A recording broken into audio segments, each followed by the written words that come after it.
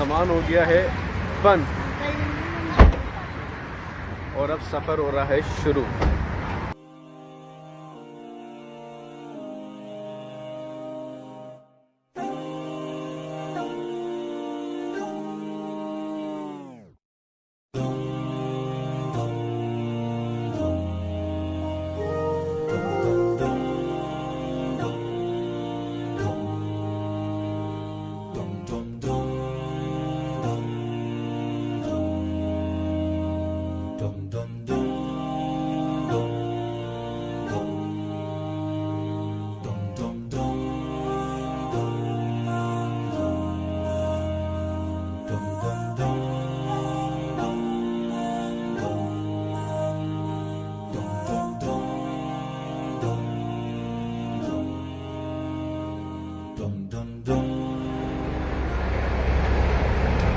अब मेरे सफ़र का आगाज़ 1 घंटे बाद हो जाएगा। अभी बज रहे हैं 11 और मेरी गाड़ी 12 बजे रवाना होगी और 15 मिनट पहले ट्रैक नंबर 1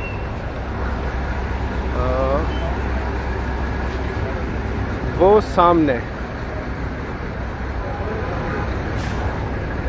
वहाँ मेरी गाड़ी लग जाएगी। पहली बार जो है फैसल मूवर्स का मैं सफ़र कर रहा हूँ और यहाँ जब मैं आया था, कल मैं यहाँ पर अपनी बुकिंग करवाने आया था। मेरी रवानगी कल की थी, लेकिन फिर कुछ सेटअप में चेंजेस हुई और एक दिन जो है मुझे यहाँ पे रुकना पड़ा मज़ीद और फिर मैंने आज की अपने टिकट बुक करवाए। दैन यहाँ पे एक भाई थे हसनैन नाम के ना, उन्होंने बहुत अच्छे से ट्रीट किया। उन्हें देख लें आप, ये हैं हसनैन भाई और इनके बारे में मैं कल बताऊंगा। मेरे टिकट जो थे आज के थे वापसी के, मगर मैं आज नहीं जा रहा, तो ये कहानी जो है कल शुरू होगी। तो इनको मैं इसलिए दिखा रहा हूँ क्योंकि कल जिस वक्त मैं यहाँ पर होऊंगा तो ये मौजूद नहीं होंगे और इन्होंने मुझे बहुत अच्छे से जो है वो ट्रीट किया है। इनके बारे में कल बात करूँगा। इन भाई ने मुझे बहुत अच्छे से गाइड किया और जो है यहाँ की सारी सर्विसेज के बारे में बताया और बसेस की जो क्लासेस हैं इनकी, उनके बारे में गाइड किया। इनकी 2 तरह की क्लास है, एग्जीक्यूटिव और एक है स्टैंडर्ड प्लस ना, मतलब वो बिज़नेस क्लास में शामिल आती है। तो बिज़नेस क्लास वाली जो थी वो बहुत ज़्यादा शानदार बस थी और मैं आया था ट्रेन से कराकरम और उसमें मेरा जो डब्बा था वो था एसी बिज़नेस का, लेकिन जितने का उसका टिकट था उतने का इसका टिकट और इसका जो बिज़नेस क्लास थी वो बहुत ज़्यादा शानदार बस आएगी। तो इंशाल्लाह मैं अंदर से जो है उसका विज़िट करवाऊँगा आपको और सर्विस के एतबार से बहुत आला और जो इनका टर्मिनल है वो बहुत शानदार और इसी तरह से जो बिज़नेस क्लास वालों का वेटिंग रूम है वो बहुत आउट क्लास है। वालेकुम अस्सलाम। तो अगर ट्रेन और इसको कंपेयर किया जाए ना तो मैं इसको सजेस्ट करूँगा, क्योंकि ट्रेन में जो है ना बहुत ज़्यादा झंझट है, टाइमिंग के एतबार से लेट भी हो जाती है, फिर चढ़ना उसमें और अपना सफ़र शुरू करना वो बहुत ज़्यादा दिक्कत वाला है। यहाँ पे जो है इंतहाई आसान और लग्जरी सफ़र। कल जब मैंने इस बस का विज़िट किया था तो मैं बहुत ज़्यादा इससे इंस्पायर्ड हुआ ना इनकी सर्विसेज से। और इसी तरह से जो बिज़नेस क्लास वाले हैं उनके लिए ये सामने वेटिंग रूम है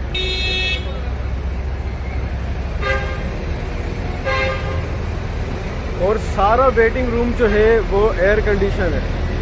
अभी तो सर्दियाँ हैं खैर यहाँ पे, लेकिन गर्मियों के एतबार से फैसल मूवर्स की जो सर्विसेज हैं वो बहुत शानदार। ये इनकी एग्जीक्यूटिव क्लास है और ये सामने है इनकी बिजनेस एग्जीक्यूटिव प्लस, इसको ये स्टैंडर्ड प्लस कहते हैं। इसमें जो है एक तरफ जो है वो 2 सीटर है और एक साइड जो है वो 1 सीटर है, तो आपको ज़्यादा से ज़्यादा स्पेस मिलता है। सीट जो है इसकी बहुत ज़्यादा हाइट मतलब कंफर्ट है। हाइड्रोलिक सीट्स लगी हुई हैं जिनको आप बटन के ज़रिए से पुश करके डाउन कर सकते हैं और अपने लेग्स जो हैं पिंडलियों को क्या बोलते हैं, पिंडली, हाँ पिंडली का पिलू जो है वो भी इसके अंदर मौजूद है। तो ये बस आएगी तो फिर ही अंदर से मैं विज़िट करूँगा। सारा व्लॉग मेरा यहीं पे कंप्लीट हो जाएगा और मुझे हैदराबाद तक का व्लॉग जो है वो कंप्लीट करना है। आपसे मिलता हूँ बस आने के बाद।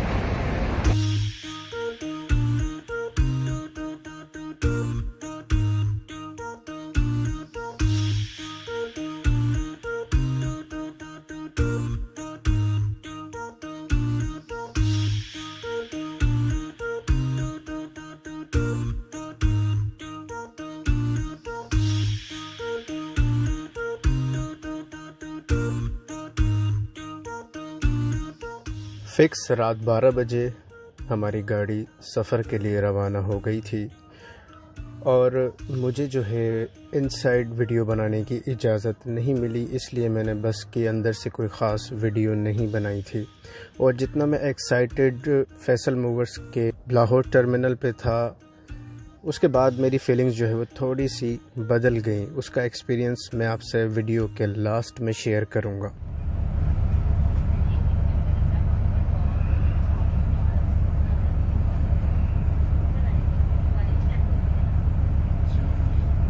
जाते हुए भी अभी यहाँ पे उठना पड़ेगा। अभी तो सोया था मैं। अभी रहीम यार खान पे जो है हमारा स्टे हुआ है और टाइम हो रहा है कोई 6:00 हो रहे हैं और यहाँ पे नाश्ते के लिए इन्होंने रोका है और ना चाहते हुए भी जो है वो नींद को कुर्बान करना पड़ा है। मैं सोया ही जो है तकरीबन 5 बजे था। यहाँ पे सर्दी या तो है या मुझे बहुत ज़्यादा लग रही है। लाहौर में तो नहीं लगी थी लेकिन यहाँ बहुत ज़्यादा ठंड है। तो मैं थोड़ा अपनी कंडीशन को दुरुस्त करके फिर आपसे कंटिन्यू करता हूँ।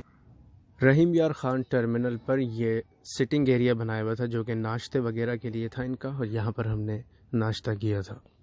नाश्ता तो मिला इनका, वरना सुना था कुछ के नाश्ता वगैरह जो है हुकूमत की तरफ से बंद हुआ हुआ है। ये बहुत जल्दी ठंडा हो जाएगा। मैं इसको ट्राई करता हूँ कैसा है। चने और पराठा टाइप चीज़ है। सर्दी यार बहुत ज़्यादा लग रही है, मतलब हद हो गई है। पूरे लाहौर में मुझे इतनी सर्दी नहीं लगी जितनी यहाँ पर मुझे लग रही है।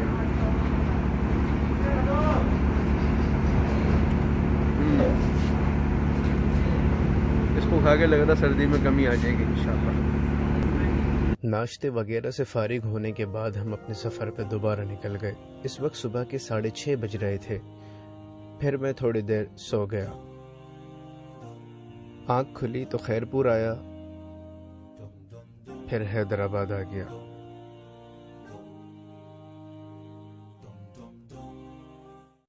ये मेरी बस थी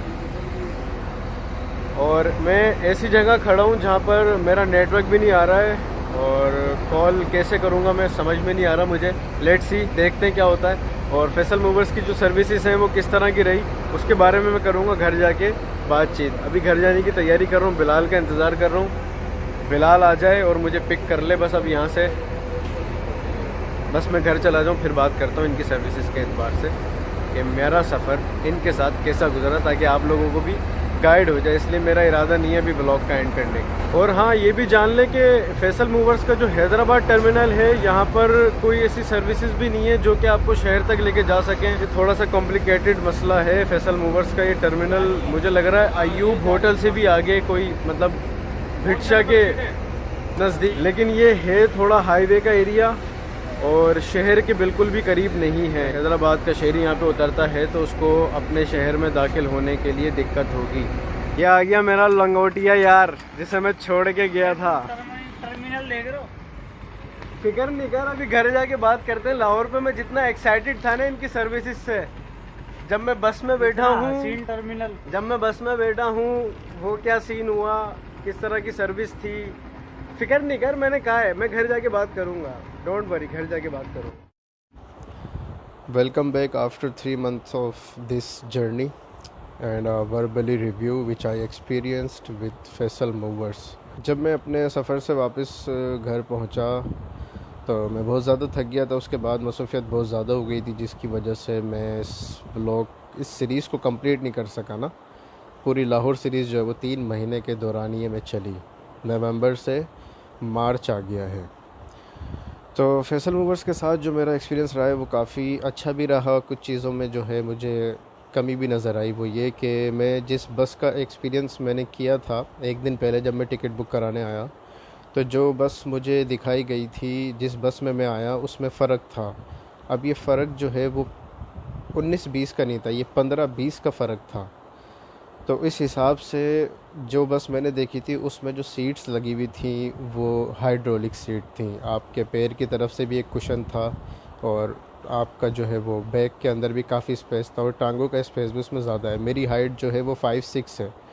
तो जिस बस में मैं आया हूँ उसमें पैरों की तरफ से भी जो है ना मुझे काफ़ी कंजस्टेड रहा वो, और बाकी सीट तो उसकी तकरीबन वैसी थी लेकिन हाइड्रोलिक सीट नहीं थी।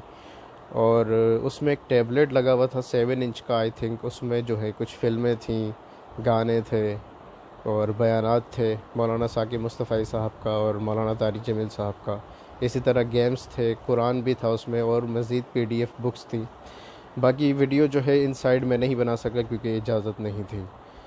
और फिर मैंने उनसे पूछा भी कि भाई ऐसा क्यों है, ये बस चेंज थी, जो बस मैंने देखी थी वो तो ये नहीं है। तो उन्होंने मुझे बताया कि ग़ालिबन हमारा जो मोटरवे है वो सक्खर से हैदराबाद तक जो है वो डिस्कनेक्ट होता है, जिसकी वजह से हमारी जो अपनी बसेज़ हैं वो सिंध में दाखिल नहीं होती हैं, बल्कि यूटोंग मास्टर से जो है कमीशन पे बस इनकी चलती है, जिस पे नाम फैसल मूवर्स का होता है लेकिन कमीशन होता है इनका आपस में। बहरहाल, तो जो इनकी बसेस मोटरवे पे चलती हैं वो सिंध की निस्बत जहाँ पे मोटरवे नहीं लगता, इसकी वजह से उस लेवल की, उस क्लास की बस नहीं चलती। तो मोटरवे शानदार बना हुआ है, उस हिसाब से उन्होंने वो बस भी बड़ी शानदार रखी हुई है। तो उस दिन जब मैं गया था उस दिन मैं वीडियो नहीं बना सका, भाई ये गलती हो गई मुझसे।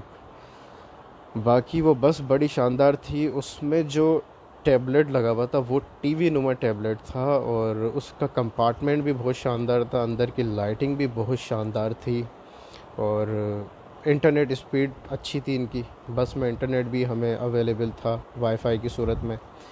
और वाशरूम नहीं था बस के अंदर। ये एक बड़ा मसला है कि रात 12 बजे गाड़ी चली है तो सुबह 6 बजे रहीम यार खान पे वो रुकी। इस दरमियान में 12 से 6 के दरमियान कोई स्टॉप नहीं है। उसके बाद जो है सुबह का नाश्ता हमें मिला, ये बहुत अच्छा था। टिकट मेरा जो था वो 4,350 का था बिज़नेस क्लास का, और यही पैसे मैंने हैदराबाद से लाहौर जाते हुए कराकरम एक्सप्रेस के दिए थे। उसका भी मेरा जो डब्बा था वो AC बिज़नेस का था, तो उसमें मुझे ना तकिया मिला ना कंबल।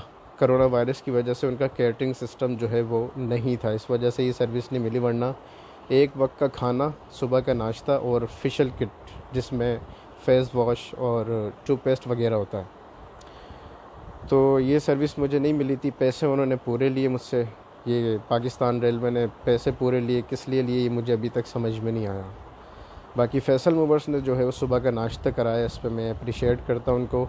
और हाँ, बिज़नेस क्लास वालों के लिए एक फ़ैसिलिटी ये है कि उनके वेटिंग रूम के अंदर वाटर, कोल्ड ड्रिंक और कॉफ़ी, तो ये सब कुछ आपको फ्री मिलेगा, बिल्कुल फ्री। मोटरवे ना होने की वजह से वो सहूलत नहीं मिली जो मिलनी चाहिए थी, तो इसमें उनका कसूर नहीं है।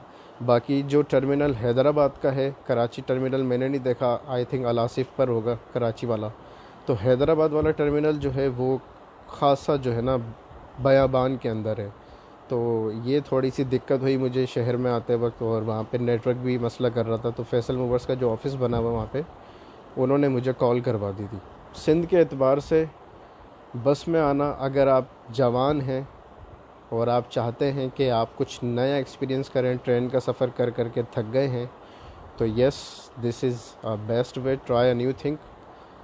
वरना नहीं तो ट्रेन जो है ना वो बादशाही सफ़र है, चल फिर सकते हैं, लेट सकते हैं, बर्थ उसकी काफ़ी बड़ी होती है।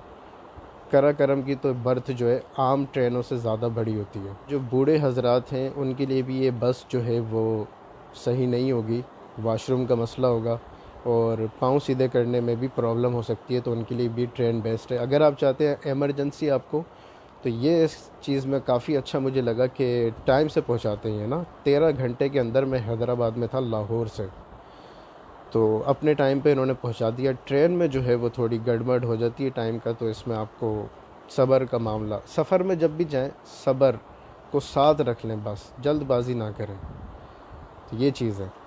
तो ये मेरा सारा एक्सपीरियंस रहा। अगर कोई बात रह गई हो तो वो कमेंट में पूछ लें।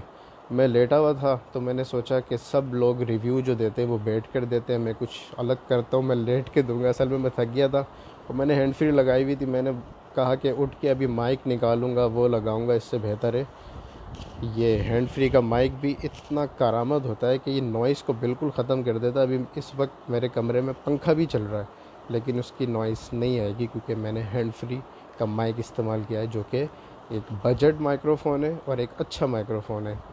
सो मिलेंगे आपसे in the next one. Take care, see you soon, stay tuned.